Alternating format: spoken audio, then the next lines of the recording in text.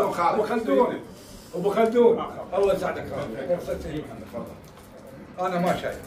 الله يخليك بس وداعك هذا مصاب العشره الله يبارك يعني جنابك يسولفون بيك هناك بعد يسولفون بيك بعد وبطيدك وببعد نظرك مو ولدك تساوي الامور الله يبارك هو المعروف لا يعرف هذا خلدون عرفه هذا علم الاعلام لان السواعد قيمتهم اكبر من المال شغل المال انتم السواعد لكم عشيره ولكم قسم وما اتصور اكو واحد يقدر يتعدى السواعد بالعشائر ليش؟ السواعد اسم ان شاء الله خير كذا على رضا السواعد اخويا 10 فصل و3 مصر واضح 13 يلا خير لا الراي على الفصل المصرف لا ما حد يصير عنده علم يصير احنا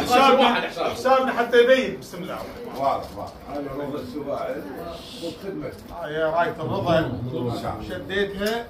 باسم وشتان السواعد الكورجي الرايه هي رايه ستر ان شاء الله رايه ابو فاضل صلوات ربي وسلامه عليه لانه العباس متصف الروايات يقولون اذا مشى في الليله الظلماء اشرقت بنور وجهه لذلك بقمر العشيره وقمر بني هاشم. احنا هذا الفصل ان شاء الله تم بخير وهذا الفصل بين خوانا جعل بن همام والمشتال السواعد ان شاء الله بوجود خانا ابو خلدون. الله يخليك مسلم. احنا الفصل 10 البقى بالنص 5 صار هاي وحده هذا يبقى ثابت مع ثابت رحم الله والده صلى على محمد وعلى محمد اللهم صل على محمد وعلى محمد اللهم صل على محمد وعلى رحم الله والده مشكور بس تقول لابنك عمي شداد هات عباس على 10 اي لا ابو سجاد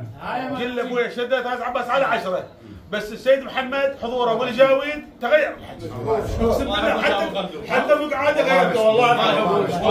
والله نيتي ابقى بكره لان تعبان ما اقدر اقوم والله ولا اقدر اتحمل والله عليك بس من القدوم كم لا غير